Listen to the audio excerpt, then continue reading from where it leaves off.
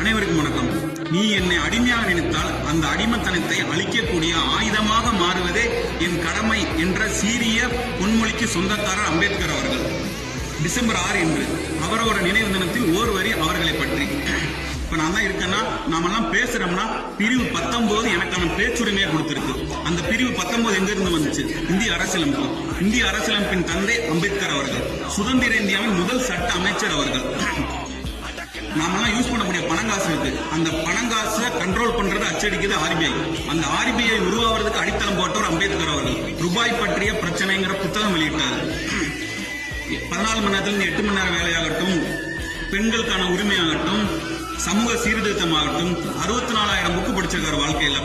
நமக்கெல்லாம் கோட் சூட்னாலே ஞாபகத்துக்கு வரக்கூடியது அம்பேத்கர் அவர்கள். உலக அரங்கில் அதிக சிலைகள் நிறுவிய அம்பேத்கர் அவர்களின் வாழ்வு ஒரு வாழ்வல்ல, தனி சகாப்தம்.